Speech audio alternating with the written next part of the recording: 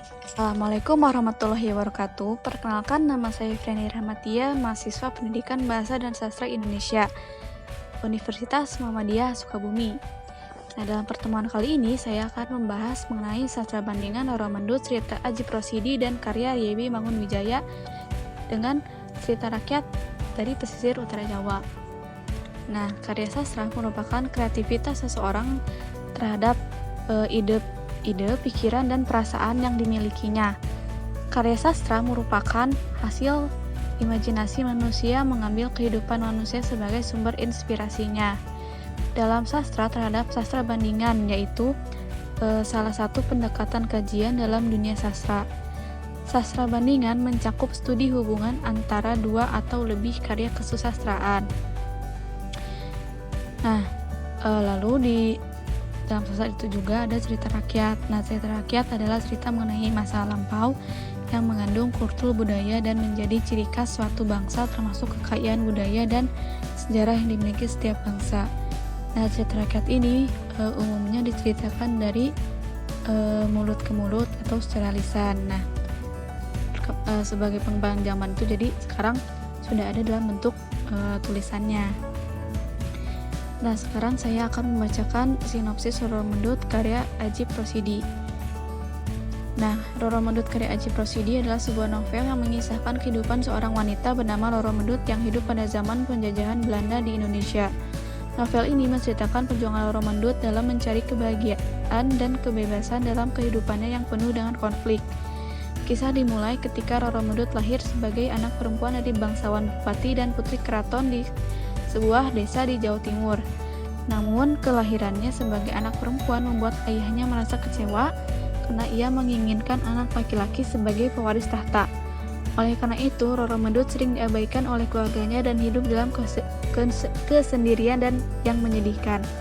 Namun, semangat Roro Mendut tidak pernah pudar. Ia memiliki tekad kuat untuk mendapatkan hak dan kebebasan yang sama dengan laki-laki. Roro Mendut memulai perjuangannya dengan mendirikan sekolah untuk perempuan di desanya.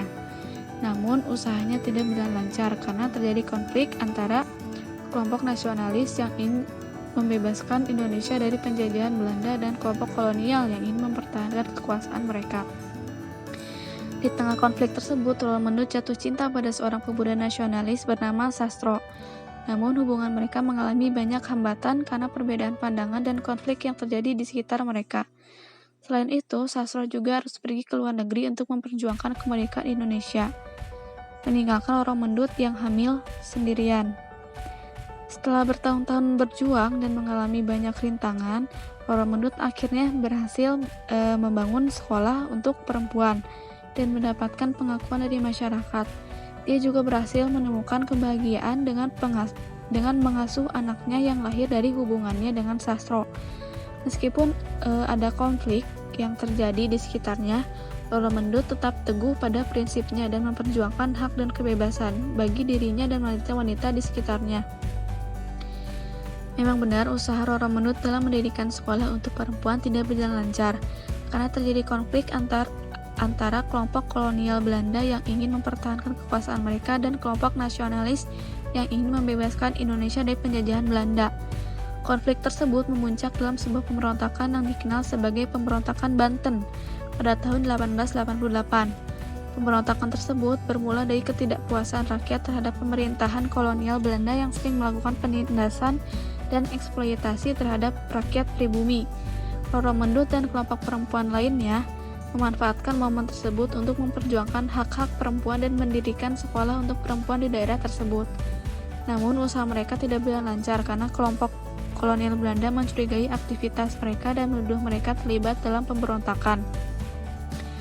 Roro Mendut dan kelompok perempuan lainnya pun diinterogasi dan dipenjara oleh pemerintah kolonial Belanda. Meskipun mengalami banyak rintangan dan kesulitan, Roro Mendut tidak menyerah dan terus berjuang untuk memperjuangkan hak dan kebebasan bagi perempuan di Indonesia.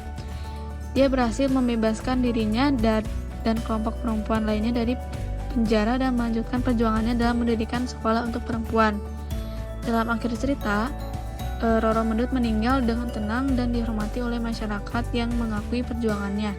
Meskipun usahanya tidak berjalan lancar karena terjadi konflik antara kelompok kolonial Belanda dan kelompok nasionalis. Roro Mendut berhasil menjadi seorang teladan yang memperjuangkan kesetaraan dan kebebasan bagi wanita di Indonesia.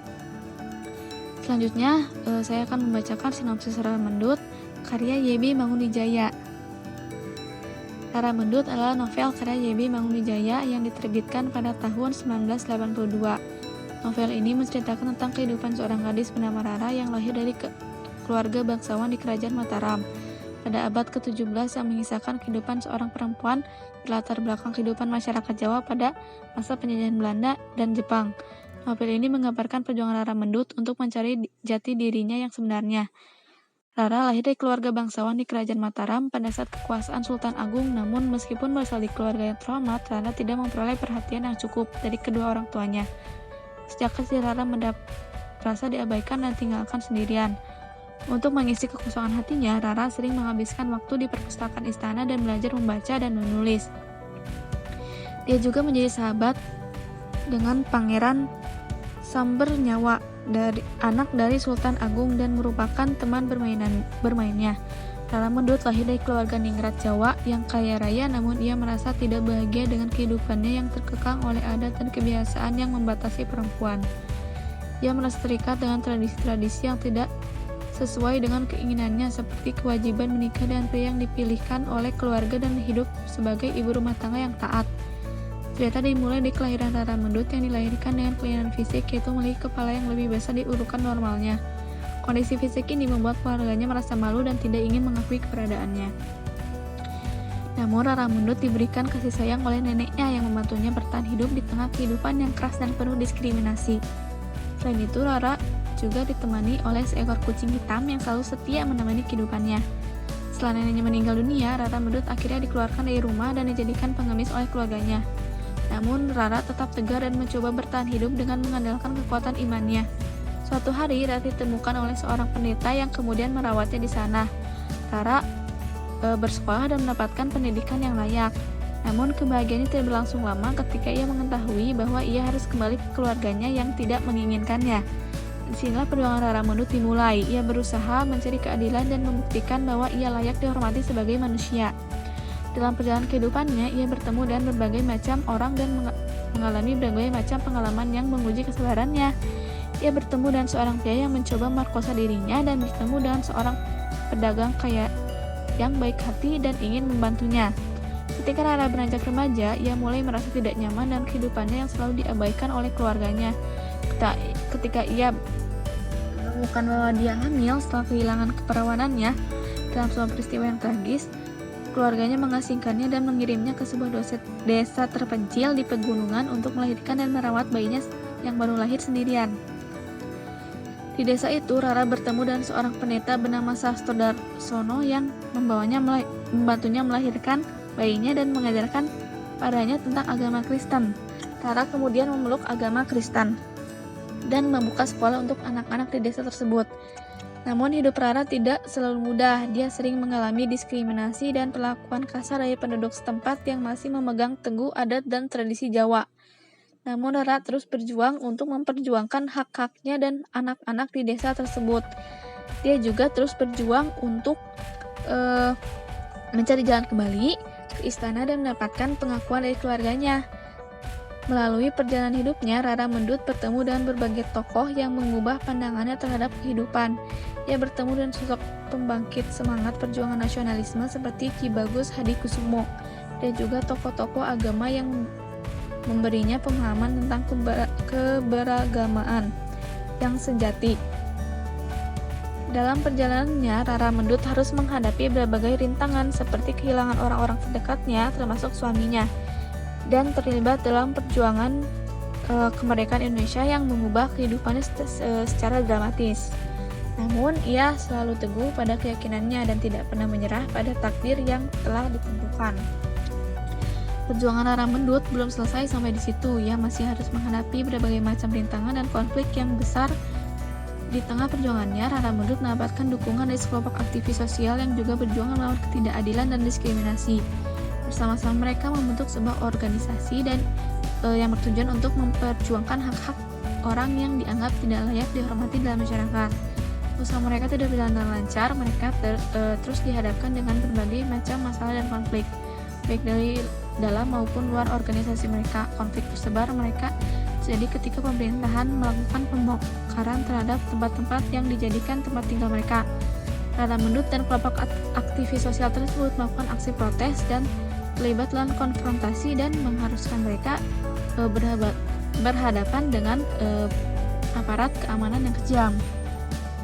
Akhirnya Rara Mendut berhasil membangun sebuah sekolah untuk anak-anak miskin yang bermimpi untuk mendapatkan pendidikan yang layak, dengan dibantu oleh kelompok aktivis sosial yang sama-sama peduli dengan isu pendidikan dan kesetaraan hak. Rara Mendut berhasil membangun sekolah tersebut dan mengumpulkan donasi dan sumbangan dari berbagai pihak.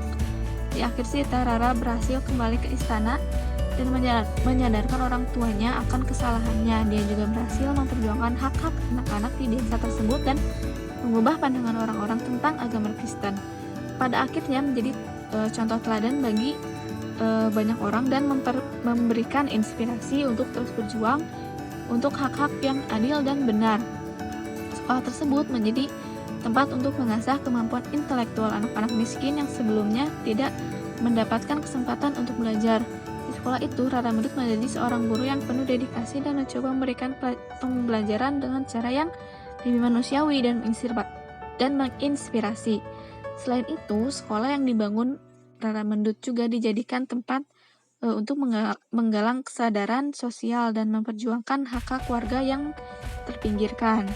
Dalam akhir cerita, Rara Mendut dan kelompok aktivis sosial tersebut berhasil meraih kemenangan dengan berhasil mendirikan sekolah yang memperjuangkan hak-hak anak-anak miskin untuk mendapatkan pendidikan yang layak. Hal ini menunjukkan bahwa perjuangan untuk memperjuangkan hak-hak yang seharusnya diberikan kepada setiap manusia memang sulit dan penuh dengan tantangan. Namun dengan kerja keras dan tekad yang kuat, segala hal yang dianggap mustahil dapat diwujudkan.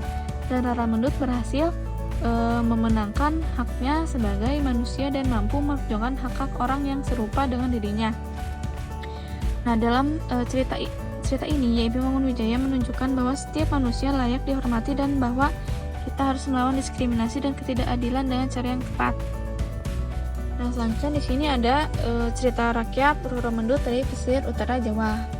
Diawali dengan seorang gadis bernama Roro Mendut yang dikenal sangat cantik yang tinggal di sebuah desa nelayan di Kadipaten Pati bernama Teluk Cikal. Dirinya tinggal di masa pemerintahan Adipati Pragulo II. Kadipaten Pati sendiri merupakan salah satu kawasan takukan Kesultanan Mataram yang dipimpin oleh Sultan Agung. Roro Mendut juga dikenal sebagai sosok gadis yang berpendirian teguh. Dia tidak sungkan untuk menolak setiap pinangan laki-laki yang diberikan kepadanya. Dikisahkan Roro Mendut telah melabuhkan hatinya kepada sosok pemuda desa yang tampan bernama Pronocitro, putra Nyai Simbarong, seorang saudagar kaya raya. Namun kecantikan Roro Mendut ini mendapat perhatian dari Adipati Pragulo II dan hendak menjadikannya sebagai selir. Namun berkali-kali Roro Mendut menolak pinangan sang Adipati. Merasa kecewa, Pragulo II berencana menculik Roro Mendut. Dia mengutus prajuritnya untuk membawa Roro Mendut secara paksa. Setelah dibawa ke istana, Roro Mendut dipingit untuk dipersiapkan sebagai selir. Sementara itu, terjadi pergolakan antara Sultan Agung dan Adipati Pragulo. Sang Adipati dianggap sebagai pemberontak oleh Sultan Agung karena tidak mau membayar upeti kepada Kesultanan Mataram. Dan singkatnya, terjadilah peperangan antara Sultan Agung dan Adipati Pragulo. Dalam peperangan ini, Sultan Agung mengirimkan abdi perang payungnya yang dengan kerelaan hati mau menggantikan Sultan Agung untuk berperang melawan Adipati yang memiliki baju zirah. Nah, konon baju zirah ini tahan terhadap senjata apapun. Dalam peperangan itu, Sultan Agung dibekali sang abdi payung dengan tombak baru bernama tombak pusaka kelinting. Dan dengan bekal tombak itu, sang abdi payung langsung menyerang sang Adipati, namun masih bisa ditepis hingga akhirnya Adipati berhasil ditikam saat lengah dan tidak dilindungi baju zirahnya. Adipati seketika tewas dan panglima prajurit yang berada di bawah kepemimpinan Sultan Agung, Tumenggung Wiraguna, langsung merampas semua harta kekayaan dan kepunyaan Adipati termasuk Roro Mendut. Tumenggung Wiraguna langsung terpesona begitu melihat kecantikan Roro Mendut dan memboyongnya ke kerajaan Mataram untuk menjadikan selir.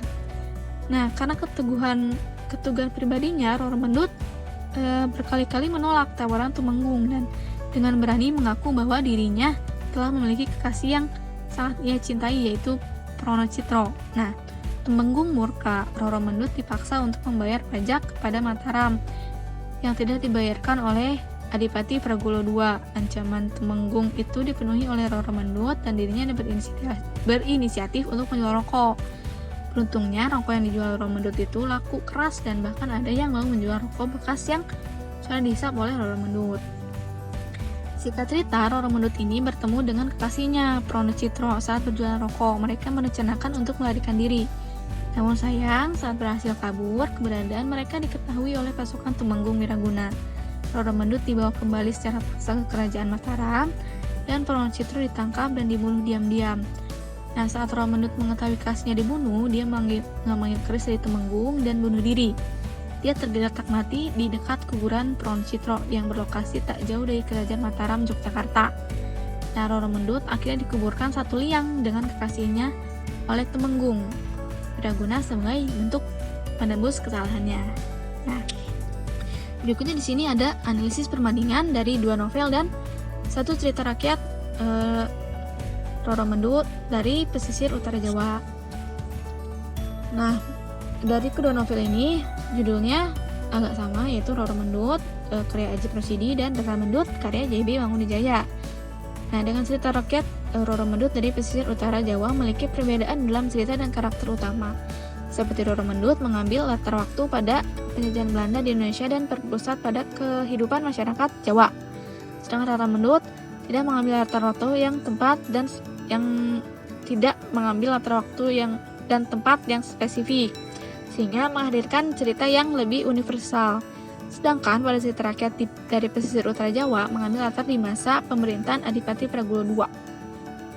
Selanjutnya, dalam segi penggambaran karakter, Roro Mendut dalam novel Adjie Rosidi digambarkan sebagai seorang wanita bangsawan Jawa yang menjadi dalang wanita, sedangkan Roro Mendut dalam novel karya J.B. Mangunwijaya digambarkan sebagai seorang gadis kecil yang dilahirkan dengan kelainan fisik dan menjadi pengemis. Nah, keduanya ini memiliki latar belakang cerita yang berbeda, sedangkan karakter Roro Mendut dalam cerita rakyat dari pesisir utara Jawa dideskripsikan sebagai gadis cantik yang tinggal di sebuah desa nelayan. Dalam cerita rakyat ini, Roro Mendut bukanlah seorang bangsawan. Selanjutnya, dalam tema Roro Mendut karya Adjie Rosidi adalah perjuangan seorang wanita untuk mempertahankan hak-haknya dan menentukan jalan hidupnya sendiri dalam masyarakat yang diatur oleh adat yang kaku. Sedangkan tema dalam novel Roro Mendut karya J.B. Mangunwijaya adalah tentang hak setiap manusia untuk dihormati dan melawan diskriminasi. Sangat berbeda dengan tema cerita rakyat dari pesisir utara Jawa. Tema dalam cerita rakyat tersebut mengenai penolakan Roro Mendut terhadap pinangan dari Adipati dan Tumenggung Wiraguna karena ia sudah memiliki seorang kekasih yang ia cintai, yaitu Pronocitro. Selanjutnya, dalam gaya penulisan, Roro Mendut karya Adjie Rosidi dan cerita rakyat dari pesisir utara Jawa menggunakan bahasa yang lebih umum dan dapat dipahami oleh pembaca dari berbagai kalangan, begitu ya. Nah, sedangkan Roro Mendut karya J.B. Mangunwijaya menggunakan bahasa yang lebih khas Jawa. Nah, selanjutnya di sini konklusi. Nah, dengan perbedaan ini, kedua novel memberikan cerita yang unik dan memberikan pesan moral yang berbeda-beda. Roro Mendut karya Adjie Rosidi menghadirkan cerita tentang perjuangan seorang wanita bangsawan Jawa untuk menentukan jalan hidupnya sendiri dan bagaimana ia mengatasi diskriminasi gender. Roro Mendut karya J.B. Mangunwijaya menghadirkan cerita tentang kekuatan iman, persahabatan, dan melawan diskriminasi fisik. Sedangkan cerita rakyat Roro Mendut pada pesisir utara Jawa menghadirkan cerita tentang Roro Mendut yang disukai oleh Adipati Pragulo II dan Tumenggung karena parasnya yang cantik, namun ia menolaknya. Kedua novel memiliki tema yang tidak jauh berbeda, yakni mengenai diskriminasi terhadap wanita, mempertahankan hak-haknya, dan menentukan jalan hidupnya sendiri dalam masyarakat yang diatur oleh peraturan adat yang kaku, serta mengenai hak manusia untuk dihormati dan melawan diskriminasi. Sedangkan dari cerita Roro Mendut dari pesisir utara Jawa mengisahkan Roro Mendut yang berparas cantik menyukai seorang lelaki dengan pendirian yang teguh akan cinta yang ya tolak gitu dari pinangan laki-laki lain. Nah, Roro Mendut dari pesisir utara Jawa ini berpendirian teguhnya itu dalam hal cinta, ya, bukan kayak melakukan seperti pada cerita Roro Mendut oleh Ajip Rosidi dan YB Wangunwijaya. Nah, lalu